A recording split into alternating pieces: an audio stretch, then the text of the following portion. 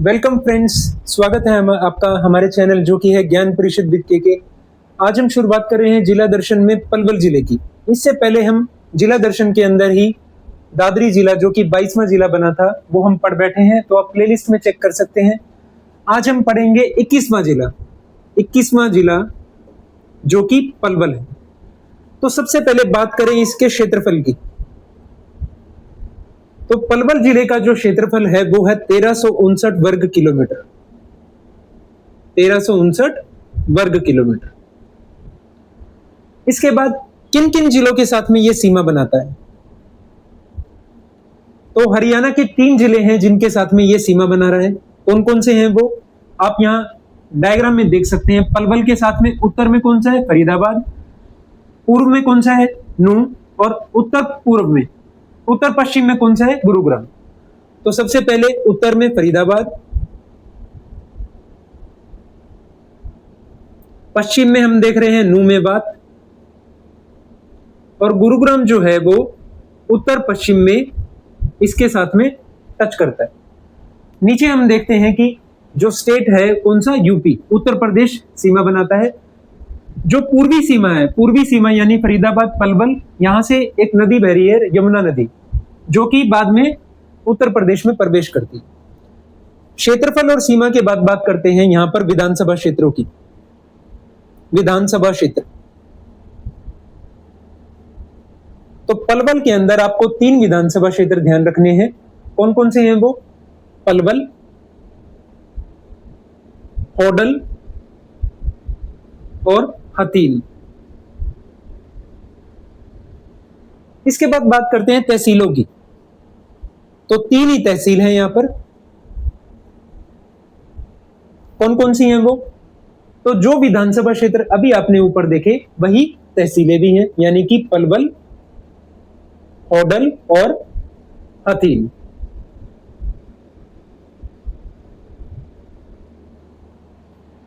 इसके बाद बात करते हैं फ्रेंड्स उप तहसीलों की।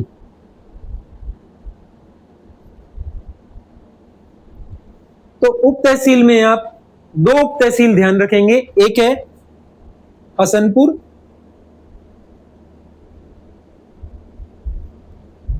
और जो दूसरी उप तहसील है वो है बहीन। बहीन फ्रेंड्स, हथीन जो है वो विधानसभा क्षेत्र है, जबकि बहीन जो है वो उप तहसील है। ध्यान रखिएगा, कंफ्यूजन ना हो इसमें। चलिए बात करते हैं आगे अब इसके प्राचीन नाम की। प्राचीन नाम को देखने से पहले हम ये देखते हैं कि पलवल कब अस्तित्व में आया, यानी कि यह जिला कब बना। तो 15 अगस्त 2008 को पलवल जो है हरियाणा का 21वां जिला बना। 21वां जिला बना। अब 2008 की बात करें तो उस समय जो सीएम थे हरियाणा के वो कौन थे? भूपेंद्र सिंह हुड्डा।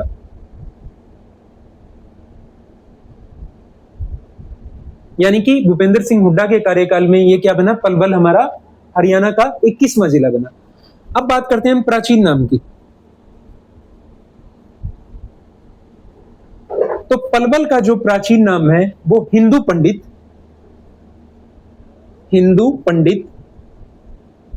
अपलबा के नाम पे, अपलबा के नाम पर। ये जो पंडित हैं ये महाभारत काल में हुए हैं। हम जानते हैं कि पांडवों का इतिहास जो है पलवल क्षेत्र से भी रहा है। तो ये जो हिंदू पंडित अपलबा आप सुन रहे हैं ये महाभारत काल से ही है। और एक और प्राचीन नाम इसका जो है वो प्लंबासुर राक्षस के नाम पर। प्लंबासुर राक्षस, जिसका वध श्री कृष्ण के बड़े भाई बलराम द्वारा किया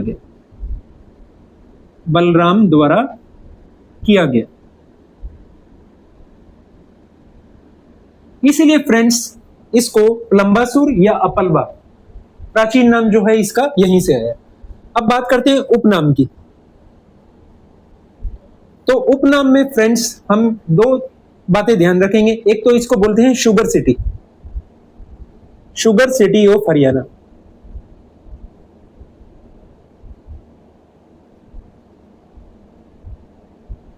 और दूसरा हम इसे बोलते हैं cotton city, cotton city of Haryana, cotton city of Haryana. अब फ्रेंड्स शुगर सिटी जो है वो आपको ध्यान रखनी है, दो है हरियाणा के अंदर, एक पलवल और दूसरी है रोहतक। यानी कि सबसे ज्यादा जो चीनी की मिलें हैं, शुगर मिल्स, वो सबसे ज्यादा आपको पलवल और रोहतक के अंदर मिलेगी। तो अगर आपसे इनकी स्थापना पूछे तो ये जो स्थापना हुई वो 1984-85 के अंदर शुगर मिलों को लगाया गया, कहां? पलवल और रोहतक के अंदर। अब बात करते हैं हम कॉटन सिटी क्यों बोलते हैं। हरियाणा के अंदर जो सबसे ज्यादा कपास की खेती होती है वो तो सिरसा के अंदर होती है, और कॉटन बोर्ड भी वहीं पर है। कॉटन यानी कि कपास बोर्ड जो है, केंद्रीय कपास बोर्ड, केंद्रीय कपास बोर्ड कहां पर है? ये सिरसा में। क्यों है? क्योंकि सबसे ज्यादा कपास की खेती यहां होती है, सबसे ज्यादा कपास की खेती।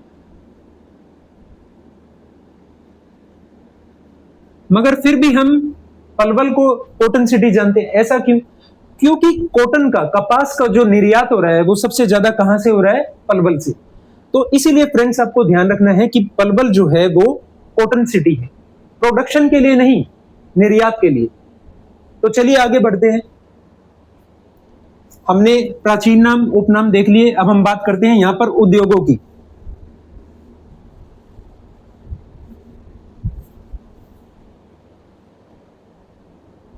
तो उद्योगों में फ्रेंड्स यहां पर पलवल में कुछ ज्यादा उद्योग नहीं है, सिर्फ आप ध्यान रखेंगे एक चीनी मिल उद्योग, चीनी मिल उद्योग,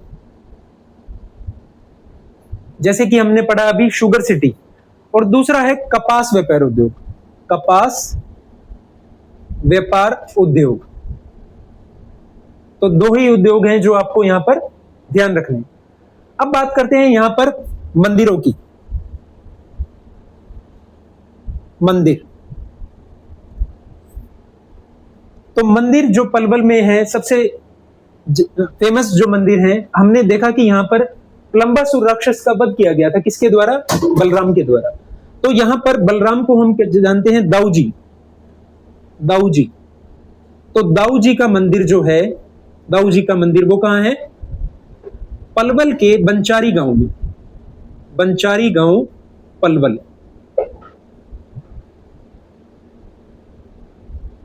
फ्रेंड्स गांव का नाम भी आप ध्यान रखेंगे क्योंकि एग्जाम में गांव पूछ लेता है। नेक्स्ट है हमारे पास में पंचवटी मंदिर, पंचवटी मंदिर। उसके बाद में पलवल में एक और मंदिर है, कौन सा है वो? सती रमनी का मंदिर, सती रमनी का मंदिर। ये भी कहां है फ्रेंड्स? पलवल के होडल में, होडल पलवल के अंदर। बात करते हैं आगे। एक मंदिर है यहां पर बाबा उदासनाथ जी का मंदिर, बाबा उदासनाथ जी का मंदिर।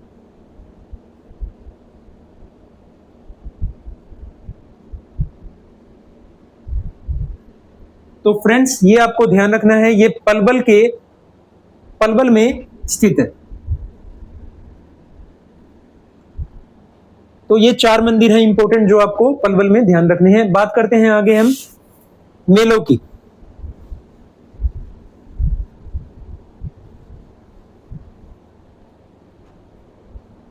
मेले, तो मेले में हम ध्यान रखेंगे सबसे पहले बाबा उदासनाथ का जो हम मंदिर हमने पढ़ा है, उन्हीं की याद में मेला लगता है, बाबा उदासनाथ जी का मेला, बाबा उदासनाथ जी का मेला।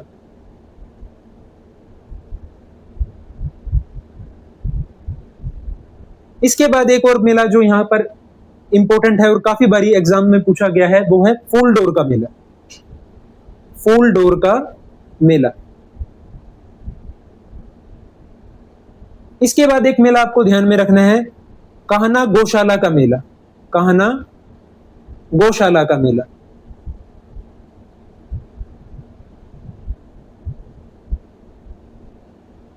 ये जो कान्हा गौशाला का मेला है, ये दादा कान्हा रावत की याद में लगता है। दादा कान्हा रावत, कान्हा रावत की याद में। फ्रेंड्स कहां लगता है, ये इंपॉर्टेंट है, ये पूछ सकता है आपसे। तो बहीन, बहीन जो हमने उप तहसील पढ़ी थी पलवल के अंदर, तो बहीन गांव पलवल। कौन सा मेला? कान्हा गौशाला का मेला। इसके बाद सती रमनी का मंदिर हम पढ़ के आए पीछे अभी, तो सती रमनी का मेला। सती रमनी का मेला ये भी कहां लगता है? मंदिर कहां था? होडल में, तो होडल पलवल के अंदर ही ये मेला लगता है। फ्रेंड्स अगर आपको जिले के मंदिर याद हैं तो मेले आप आसानी से याद कर सकते हैं, क्योंकि वहीं उसी जगह पर ये मेले लगते हैं। अब आगे बात करते हैं पर्यटन स्थलों की। तो पलवल के इंपॉर्टेंट महत्वपूर्ण पर्यटन स्थल।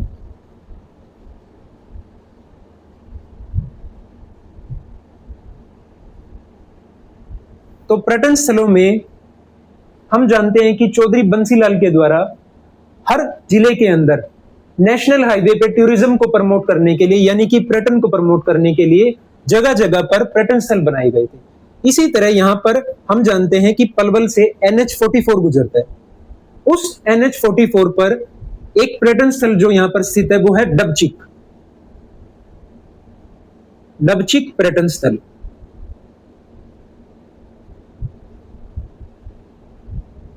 तो नेशनल हाईवे 44 ये भी आपको ध्यान में रखना है, और ये कहां पर है फ्रेंड्स? पलवल के अंदर। इसके बाद में हम यहां पढ़ते हैं किशोरी महल। किशोरी महल। किशोरी महल कहां है? ये पलवल के अंदर है।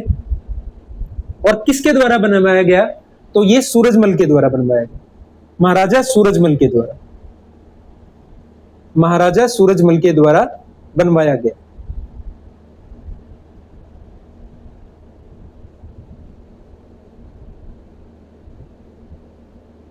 नेक्स्ट पर्यटन स्थलों की बात करें फ्रेंड्स, तो हम यहां देखते हैं 12 खंबा छतरी। 12 खंबा छतरी।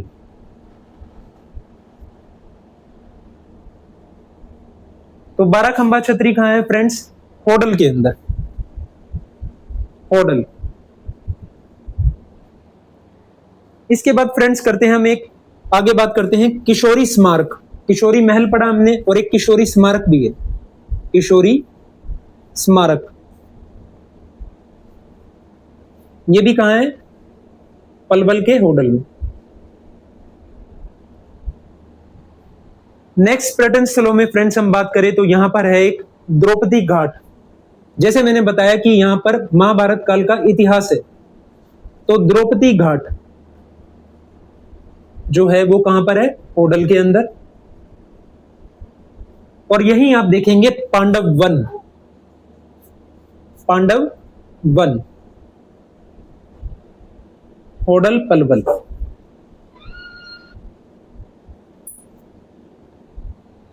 तो फ्रेंड्स ये इंपॉर्टेंट पर्यटन स्थल है जो हमें ध्यान में रखने हैं। इसके बाद एक अंजनी का कुंड। अंजनी का कुंड।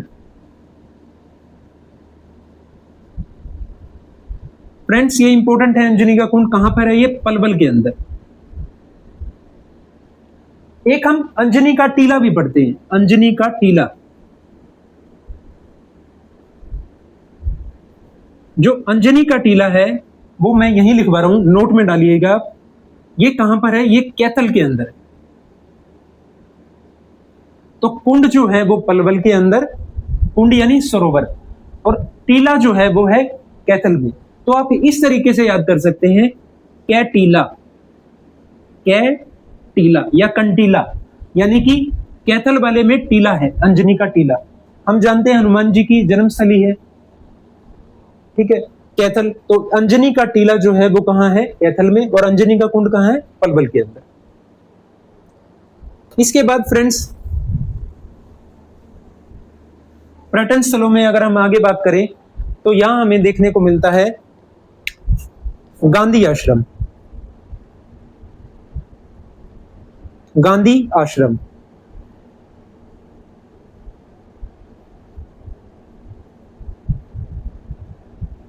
ये जो गांधी आश्रम है फ्रेंड्स, ये 1938 में सुभाष चंद्र बोस के द्वारा, सुभाष चंद्र बोस द्वारा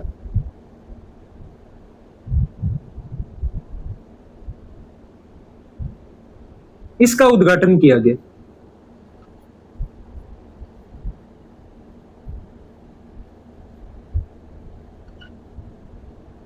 फ्रेंड्स हम जानते हैं कि पलवल का जो इतिहास है गांधी जी से जुड़ा हुआ है। 10 अप्रैल 1919 को रोलेक्ट एक्ट के विरोध में, रोलेक्ट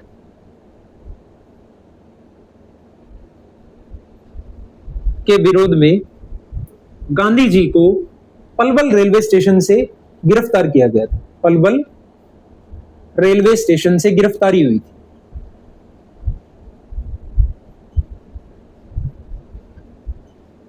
गिरफ्तार किया गया। ये जो गिरफ्तारी थी ये गांधी जी की भारत में पहली गिरफ्तारी थी। तो इसको आप ध्यान रखेंगे। जो गांधी आश्रम का इतिहास है वो किससे जुड़ा हुआ है? पलवल जिले से। किसके द्वारा बनवाया गया? सुभाष चंद्र बोस के द्वारा। और यहीं पर हम एक सुभाष चंद्र बोस का स्टेडियम भी देखते हैं। तो सुभाष चंद्र बोस स्टेडियम, सुभाष चंद्र बोस स्टेडियम,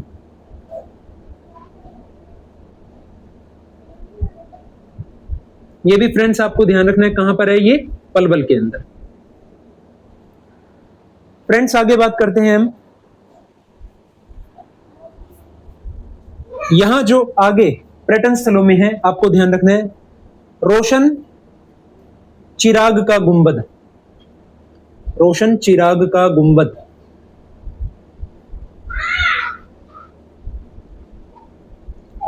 ये जो गुंबद है ये प्राचीन स्मारकों में शामिल है। प्राचीन गुंबद या स्मारकों में शामिल।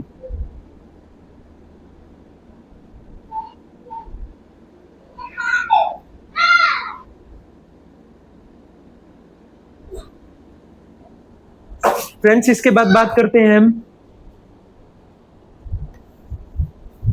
व्यक्तित्व की।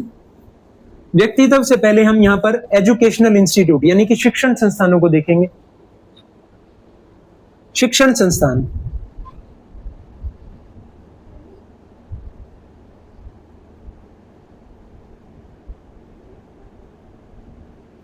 तो शिक्षण संस्थान में फ्रेंड्स आपको दो चीजें ध्यान रखनी है। एक है Shri Vishwakarma, Shri Vishwakarma skill university, skill यानी कौशल विश्वविद्यालय, कौशल विश्वविद्यालय। तो फ्रेंड्स इसकी जो स्थापना है वो 2016 के अंदर की गई। कहां पर है ये? दूधोला गांव, दूधोला गांव पलवल, दूधोला गांव पलवल आप ध्यान रखेंगे। कब स्थापना हुई?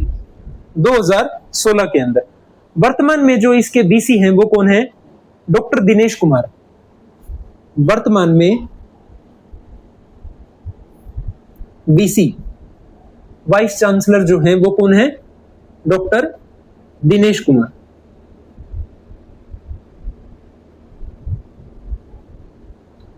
इसके बाद फ्रेंड्स आपको ध्यान रखना है यहां पर जवाहर नवोदय विद्यालय, जवाहर नवोदय विद्यालय।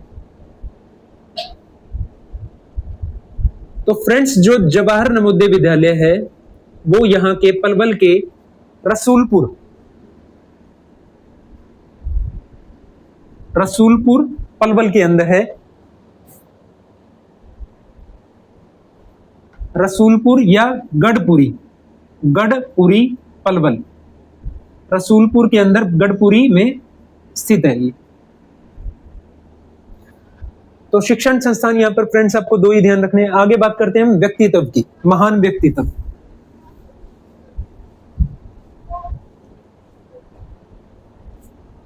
प्रसिद्ध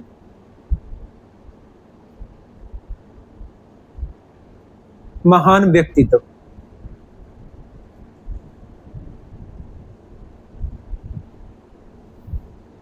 तो प्रसिद्ध महान व्यक्तित्व में सबसे पहले हम बात करें तो हम देखते हैं यहां पर राय बहादुर मुरलीधर। राय बहादुर मुरलीधर,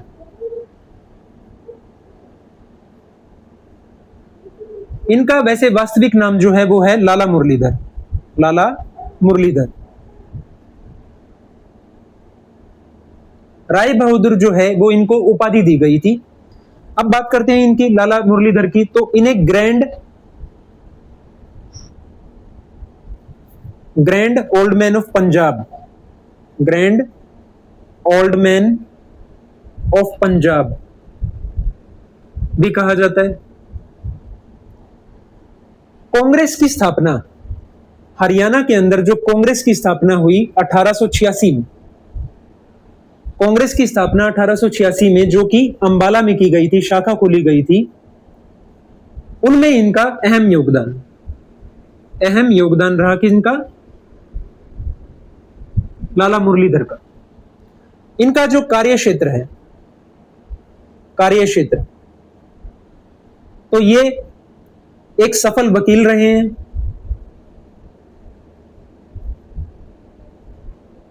राजनेता रहे हैं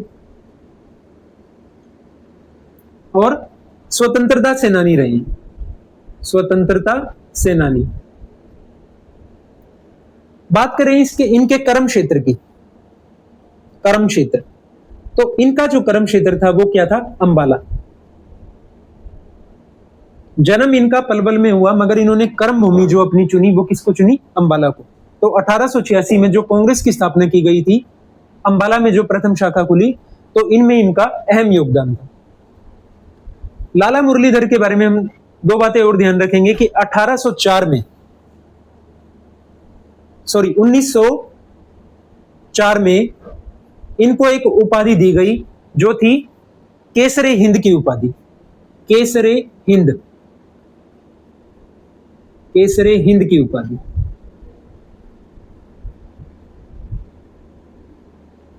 और एक और उपाधि राय बहादुर की उपाधि दी गई इनको 1898 में। 1898 में उपाधि मिली इनको राय बहादुर की।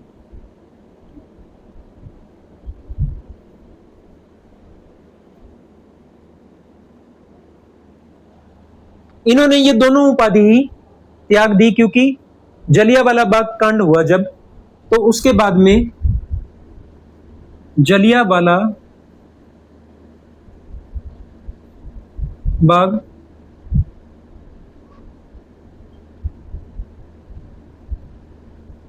दोनों ही उपाधि इन्होंने क्या त्याग दी?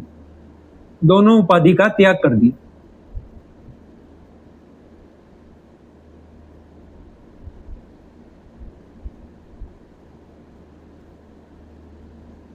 तो फ्रेंड्स, राय बहादुर मुरलीधर यानी कि लाला मुरलीधर को आप यहां पर ध्यान रखेंगे। सारे ही इंपॉर्टेंट पॉइंट्स हैं। अब बात करते हैं आगे हम प्रसिद्ध व्यक्तित्व के अंदर जो सेकंड पर्सनालिटी इंपॉर्टेंट है वो है क्या? पूनम चौहान।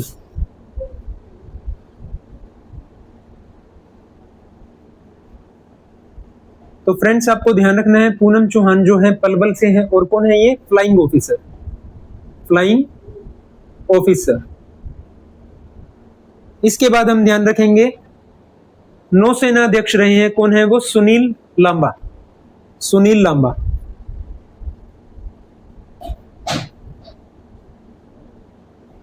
पूर्व नौसेना अध्यक्ष।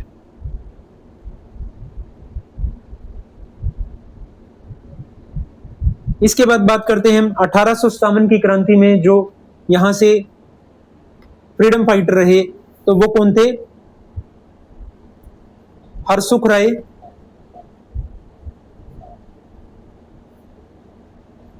हरसुख राय को ध्यान में रखेंगे आप, जो कि यहां से क्या रहे? फ्रीडम फाइटर रहे। और इनके साथ में अब गफ्फार अली। व गफ्फार अली। तो ये 1857 की क्रांति से जुड़े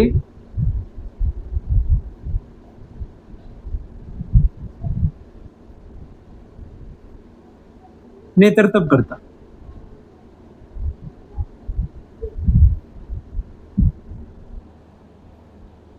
फ्रेंड्स, आप ये ध्यान में रखेंगे, इसके बाद में जो हमारे व्यक्तित्व हैं यहां पर खत्म होते हैं। तो फ्रेंड्स, कैसा लगा आपको ये वीडियो, कमेंट करके जरूर बताइएगा और हमारे चैनल को सब्सक्राइब करें और लाइक करें और शेयर करें। Thank you.